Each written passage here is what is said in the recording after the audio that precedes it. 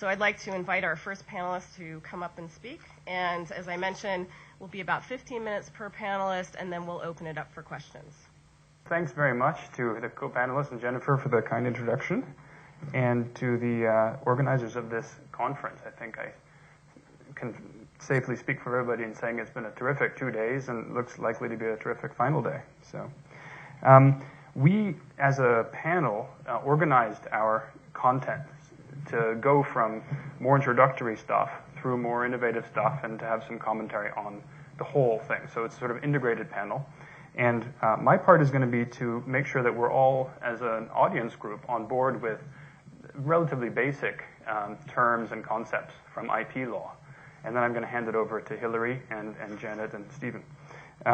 So I'm going to go relatively quickly through this, and I'm going to be borrowing work that the Samuelson Clinic did, a really nice schematic that lays out the different kinds of intellectual property rights protection that one might have. And I'm going to talk briefly about these different forms of law in relation to synthetic biology, sort of lay the landscape so that we're all kind of sharing a common set of terms. And I should say as a preliminary matter that this is U.S. law focused, and at several points I'll mention where there might be divergences, but to some extent we're working, because we're working through the BBF, we're working in a U.S. legal framework. But there are analogies with other international systems. But all right. Did that come up? Perfect. Okay. So, maybe I can come around here. So of the different kinds of law, you see on the column on the left, you have copyright, patent, trademark, trade secret, contract law, and sui generis. There's no need to try and scramble to read all this right now. It's going to be up for a little bit, and I'll walk you through it. So copyright law protects original expressions, literary, musical expressions. You see that? That's the subject matter of it. And it's very familiar, I think, from people, copyright law, because it's the basis for a lot of the interest in open source software production. The scope of the protection, it covers various kinds of rights. You can go through them. It requires that the expression be original and fixed in form. And the duration of the protection is very long. It's the life of the author plus 70 years. That's been changing, and that's a US-based thing. And one of the issues I think I wanted to bring up here is that copyright has been applied to software since the early 80s, I think. That was when it decisively came, or maybe the late 70s. And using copyright licenses, a variety of open source licenses have been developed. And I think a lot of people, including me, originally thought of reaching for copyright-based ideas for thinking about how we'd have open science develop in biotechnology. And that probably won't work. And there's a lot of reasons it might not work, and that's something that we can talk about. But one of the obvious thoughts here, I think, that we'd want to bring out is that it might not be, first of all, synthetic biology, it doesn't fall very naturally within the scope of copyright protection. And in some ways, we should be glad it doesn't, because we don't necessarily want to lock up biological inventions for 70 years plus the life of the people who invented it. That's a long time to have stuff inaccessible or protected by a monopoly right. But anyway, we can talk about this, and that's something I know I was talking with some people on the bus yesterday about copyright. So patent is the natural area of applicability, and biobricks are obviously subject to patent. Patent protects original innovations in process, machine manufacture, compositions of matter, and so on. It provides an exclusive right to make, use, or sell the offer the invention for sale. And one point that I wanted to emphasize here is that the nature of a patent right is based on the claims that are specified in the patent. So it's not like if you invent something, you necessarily control that thing altogether. It's going to be you control that thing with regard to the claims that you've put down and been granted. And that's important because what it means is that something for which a new use is discovered later or in combination with other things might fall outside the domain of a particular patent. Likewise, there might be things that you think don't necessarily infringe someone else's patent, but might, depending on how the scope of the claims of any particular patent are read. And those two issues are relevant for our later discussion of how patents might or might not be useful in synthetic biology. Patents have a shorter lifespan, is one relevant thing. It's 20 years from filing. So you burn through patents more quickly than copyright. Trademark, I'm going to pass over relatively quickly. everyone sees you got the little logo TM on there. It protects basically a brand name. Trade secret, I'm also going to pass over relatively quickly because I'm hoping that Steve might be willing to speak to that later. He has some interesting ideas about the use of trade secrecy in biotech, which is an area I think has been relatively underexplored. We've mostly been focused on patenting. But both Steve and a woman named Donna Gitter have written on the use of trade secrets as a possible way of leveraging protections of a certain kind for maintaining an open science platform, and I'd be very interested to hear some of that if we have time. To the extent that I'm sorry. There's one important point I should have mentioned. Copyright fixes automatically in the original expression and is costless. So if you want to not have your expression protected by copyright, you have to affirmatively disavow the copyright, and that's what a lot of different open source licenses do. Patents, by contrast, are something you have to file for. So unless you make affirmative actions, you're not going to get a patent. And to make that affirmative action, a patent is very costly. And one obvious concern that we would have with open science is that it's just very expensive to patent everything. And if you have a registry of thousands of parts, those costs are going to add up very quickly. Your average patent might run around $25,000 in the U.S. system. So, you do the math for a registry of parts. That's a big concern we have with patents. An obvious thing to do, leaving aside the intellectual property protection, would be to use some form of contract law, which is the second to the last form. And you've seen click wrap licenses, where in order to get access to something, you have to, you scroll down the terms and conditions, and you accept the license. That's the kind of thing that a click wrap license is. And one obvious thought we might have is to use some kind of a contract between different parties, where we say you can have access to BioBrick parts dependent on various conditions that you agree to in a license. Do people get that? That's a pretty basic agreement between two parties. I'm offering something and you're accepting it on certain terms. Now, one of the issues with the contract law as a way of protecting it is that a contract is between two parties who agree to something. It doesn't necessarily bind third parties. So this is an issue of what we might think of as leakiness. If one person gets BioBricks having agreed to certain terms, and somehow these BioBricks migrate to somebody else who wasn't a party to the original contract, that third person isn't bound by the terms that the second person agreed to. Does that make sense as a concept? Whereas if you have an intellectual property right of the patent or the copyright form, the protections follow with the thing, which is not the case with contract. So if I'm getting some blank looks, so I might be expressing things poorly. Okay, all right. The last idea here that I think might be very relevant to the BBF is the idea of sui generis, its own sort of thing, its own kind of property right, which just means not one of the above, but something new. And there are various kinds of sui generis intellectual property rights. One that we were talking about yesterday is protections that, in Europe at least, protect databases. In the United States, by contrast, databases are protected by what Steve calls self-help. You're strategic about the release of data, and that is its own kind of protection. There's no particular intellectual property right to it. But in other jurisdictions, there is forms of protection given for databases. And getting a new kind of intellectual property would require congressional action of various kinds, and it's no mean feat. At the same time, if none of the above work, it might be something we might think about for a future agenda. So, a few other quick things I wanted to go through. The first is that there might be something that isn't covered by any of these things, the residual category of what's called the public domain. And you might have heard about the public domain. It feels like it's a place you can go to or buy a bus ticket to. It's not true. It's the residual category of stuff that is available and used by everybody that isn't subject to any of the particular rights or restrictions granted by one of these other rules or regulations. And the public domain strategy of releasing your data freely, you think about, you publish something in Science.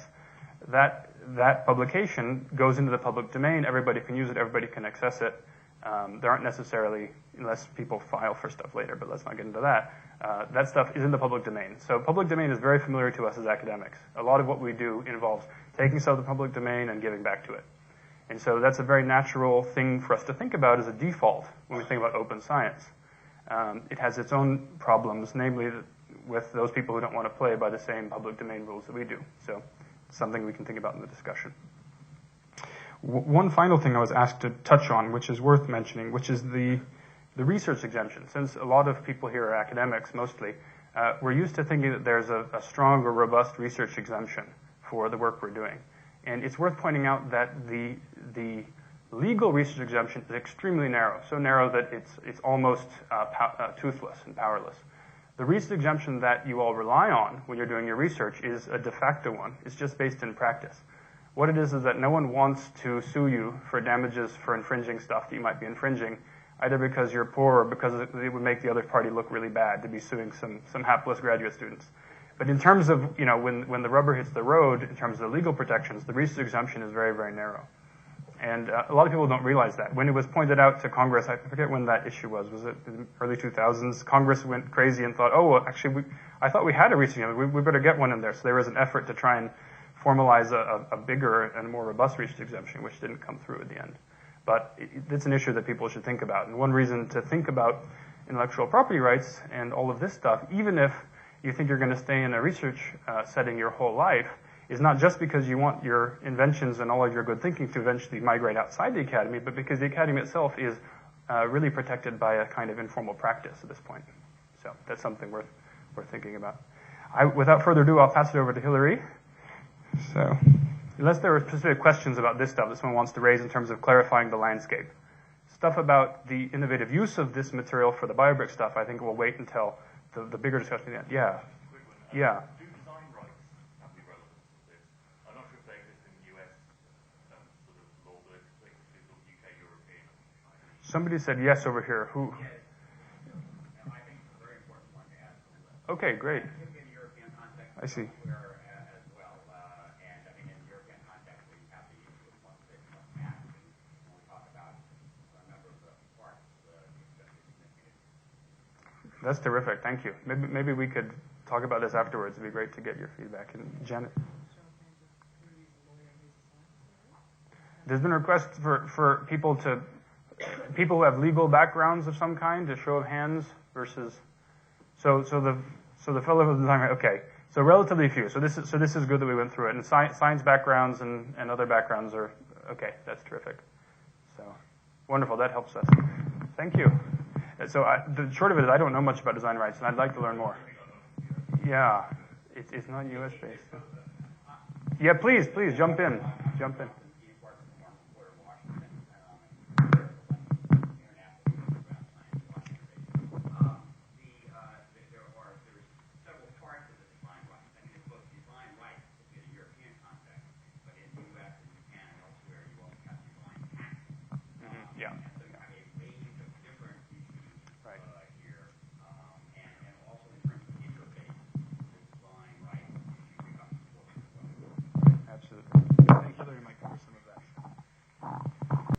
So I'd like to start off by thanking the university for hosting this wonderful event and the organizers for giving me the opportunity to speak, Jennifer for her lovely introduction, and of course the Sloan Foundation for making it possible for me to be here today.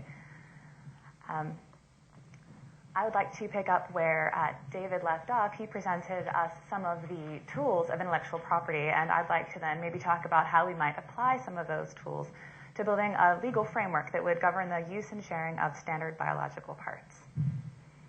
Jennifer introduced the Samuelson Clinic, and I'd like to just briefly reiterate that the clinic's mission is to represent the public interest in cases and matters on the cutting edge of high technology, so free speech, privacy, copyright, open source, and our relationship with the BioBricks Foundation is our first foray into the wet sciences, and I'm thrilled to have been a part of this project last year and am continuing this year. I am working with fantastic team members on this project. I'm joined by Andrew Robertson, who is here today, Sumith Ajmani, who was unable to join us. We are supervised, as Jennifer mentioned, by two faculty members who are also California board attorneys, Jennifer Lynch, who you met earlier, and Jason Schultz, who was unable to be here. And I'd also like to mention an alumni from the project, Igor Pessenson, who many of you may have met last year at the March workshop. He and I did stakeholder surveys that I'll be describing briefly here today. So the BBF and the Samuelson Clinic came to work together because the BBF hopes to establish a legal framework on an open platform governing the use and accessibility of synthetic biology parts. And the clinic's role then is to help them achieve this goal. We were tasked with this mission and given 3 core elements that any legal framework should encompass, and we've lovingly come to call them the 3 tenets. So the first tenet relates to use of the parts. And the basic idea here is that users would be free to modify and improve and use BioBrick parts in systems with BioBrick DNA and non-BioBrick DNA. The second tenet relates to the concept of give back. As it was originally stated, the idea was that if you release a product, commercial or otherwise, you would have to make some information freely available. And there are open questions about what type of information and the timing of when that information might need to be disclosed. The third tenet relates to encumbrance, with the idea being that users would agree not to encumber the use of BioBrick parts.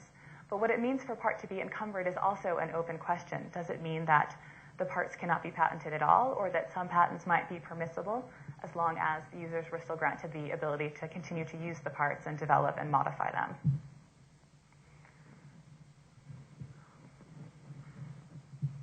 Oops, sorry. So as a first step to figure out how best to implement these 3 tenets, we conducted a series of stakeholder interviews. The idea was to survey potential stakeholders in the field of synthetic biology and understand their concerns and any problems that they might have encountered already legally. We contacted, as Jennifer mentioned, initially contacted 50 stakeholders in the field and were able to interview a little more than 25 of them. And these individuals represented researchers in the field of synthetic biology, technology licensing officers at multiple universities across the US, venture capitalists, biotechnology companies, iGEM students, non-governmental organizations, and government actors such as the US Patent and Trademark Office. And the general procedure was quite simple. We contacted these individuals, explained a little bit of background on synthetic biology, and presented them with some terminology. We presented an outline of the core tenets and obtained a response to these principles, and also presented them with some specific scenarios to learn more about their priorities and their concerns. And the survey findings we presented last year at the March workshop, and more detailed information about the specific findings and also copies of the table that David described earlier are all available on the BioBricks website. So I won't spend too much time describing all of those findings. But I would like to briefly mention that what we learned from the survey was that in addition to the 3 tenets, which everyone seemed to agree were a pretty good idea and had some questions about, the legal framework should also address what incentives and barriers there may be to user participation in any kind of legal framework. That there should also be clarity on who would own the parts, what kinds of rights users would obtain in participating in the system, and what kind of obligations they would take on. There were questions and concerns about how any type of legal framework would be enforced, both domestically and internationally. There were many questions seeking clarity on the role, if any, that patents should play in an open science platform governing the use of and sharing of synthetic biology parts. There were questions about how this legal framework might ensure or promote repository quality and increased content. And there were questions about what role the BioBricks Foundation itself and the broader synthetic biology community should play in establishing community norms in lieu of or in addition to legal frameworks that would govern use and sharing. We also realized that there's actually quite a spectrum of framework options when you take all the user concerns into consideration. And I've briefly graphed them here, showing across the header the 3 tenets, use, give back, and encumbrance, and then listing beneath them some possibilities in order of increasing restrictions. So you can see for use, you could have something like where all uses are permitted, moving down to a more restricted situation where all uses might be permitted for some actors and may be restricted for other actors. And you can do the same thing for give back, saying that there's just no give back obligation specified, all the way down to the more restrictive, saying that the give back is required from everyone that participates in the scheme. Similarly with patents, from a situation where all patents are allowed and there are no exclusions or limitations on someone's ability to patent a part, a combination of parts, or uses of parts, to the far end of the spectrum where you have a very restrictive scheme where there'd be no patents allowed at all under any circumstances.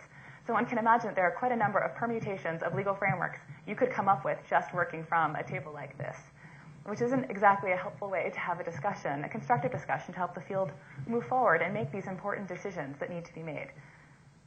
So as the second step, we thought a useful tool would be to construct a model framework to help facilitate a discussion about what choices the field really needs to make in order to move forward with creating a legal framework. So I'd like to walk through a model to highlight some of these issues that must be dealt with. So first, there exists, as we know, a repository of standard biological parts. At this point, we could put a license in place, such as the one that David described, perhaps a click wrap, or maybe since we're dealing with BioBricks, it would be a brick wrap license. And that would govern the user's ability to access the parts. So upon requesting parts, one could foresee a situation where you must agree to specific terms in a license. And as, according to Tenet 1, users would be able to take these parts and make improvements and modifications, so that together, these elements address Tenet 1, the questions related to use. We envision that really once you take a part out and make modifications, three things could happen. And I've just illustrated the first. You could make a modification and be using it in your lab and simply not tell anyone about it. And you would essentially have a trade secret. And you would have no obligation to give back because it would be very, very difficult to really enforce any kind of give back obligation here. We envision a second thing that could happen too, which is that you could make this improvement and modification, and then you could release that improvement and modification to the public domain. You could publish a paper on this, or you could do something even more active, like submit a material safety data sheet on that part back to the repository, or submit the DNA material itself back to the repository. And that this would grant free access to users, and thus address both tenets 2 and 3, the give back, because the parts are returning to the repository, and the question of encumbrance. If it's in the public domain, it is essentially unencumbered. We also envision a third thing that could happen once you make an improvement or a modification, which is that, and this gets to a question that came up consistently in the stakeholder interviews, which is what role, if any, for patents in this system? And so we've elected to illustrate that here in this model framework to bring to light some of the questions. So one could, after making an improvement or modification, seek to obtain a patent. And the patent application itself is a form of disclosure, which then does, in some sense, address this idea of give back. You are giving back information. When you file a patent application, you are increasing transparency. People will know your invention. We could have a license that says that if you do elect to go the route of patenting, you must grant free access to that part to other participants in this legal framework. And that if those users eventually elect to commercialize something based on your part, that would perhaps trigger a royalty obligation. But again, these are all matters that could be discussed. What type of royalty? A flat rate? A percentage based on the value of the part that you've created? Similarly, you could also discuss the spectrum of patent options. You could say that there are just no patents permissible on parts, that parts must always remain open, but that what users would agree to in this license is they may patent unique combinations of parts or unique combinations of parts for a specific purpose, to create a specific drug, for example. Additionally, individuals that selected to get a patent would be able to license their patent to third parties not participating in this framework, but that these rights would have to be licensed non-exclusively, of course, because the rights are also being granted back to the repository. And that there's a bit of a viral element here as well, in that the third party would have to agree to the same terms governing the initial parts from the repository. But what's interesting about this system is that in order to keep this as open as possible, you could also put in place incentives, both social and economic, that would really force the crowd, essentially, along the public domain route, that it would be a minority of actors that may, in fact, elect to go the patent route. Both for many reasons. Patents are quite expensive to obtain, and the more prior art there is in the field, the harder it would be to obtain a patent. So you may well create obstructions to obtaining patents and get a de facto forcing of things into the public domain. The incentives that I've illustrated at the top, promoting free access to users, social incentives such as community standards, community norms of behavior. You could also put in place economic incentives, such as prizes. Other social ones could be attribution. There are many documented options in the field. So with this framework in mind, it brings up a lot of questions that still need to be addressed before we can really put in place any kind of legal framework governing the use of these parts. So specifically, a successful legal framework should address not only the 3 tenets that the BioBricks Foundation gave us initially, but should also address some of the stakeholder concerns and give clarity to users of the system, specifically dealing with what would be the transaction costs, what are the incentives and barriers to participation, also giving clarity on the ownership of parts if patents are permissible, what kinds of rights and obligations are exchanged in participating in the system, also the cultural and, I apologize for the typo, economic impact of participating in this scheme.